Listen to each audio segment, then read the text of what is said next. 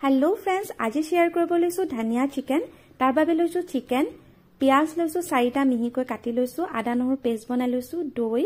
আৰু ধনিয়া আৰু কেঁচা জলকীয়া আৰু তাতে 2 চামুচ দৈ দি পেলাই এখিনি পেষ্ট বনাই লম আৰু আমাক লাগিব হালধি নিমখ ধনিয়া পাউডাৰ জিৰা পাউডাৰ মিট মছলা মিঠা তেল গোটা মছলা লাগিব দালচিনি আৰু লং লৈছো তেজপাত আৰু আলুটো অপচনেল হয় প্ৰথমতে কেৰাহীখন গৰম হোৱাৰ লগে লগে তাত সৰু চামুচেৰে 3 চামুচ মিঠা তেল দি লৈছো আৰু তেলখিনি গৰম হোৱাৰ লগে লগে দি দিছো ইয়াতে দালচিনি লং তেজপাত আৰু মিহিকৈ কাটা পিয়াজখিনি অকমান ৰঙচুৱা হোৱাৰ লগে লগে তাতে দি দিম আদা নহৰু পেষ্ট আৰু এইখিনি অকমান ফ্ৰাই হ'ব দিম আৰু তাৰ পিছত দি দিম চিকেনখিনি লৰাই পেলাই তাতে আমি দিব লাগিব সোৱাদ অনুসাৰে নিমখ হালধি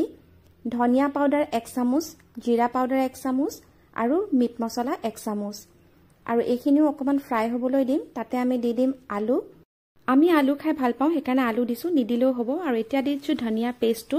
ৰেষ্টুৰেণ্টৰ নিচিনা কালাৰ নাপায় কাৰণ তেওঁলোকে কালাৰ মিক্স কৰে গ্ৰীণ কালাৰ এটা দি দিয়ে এতিয়াখিনি আমি ঢাকি দিছো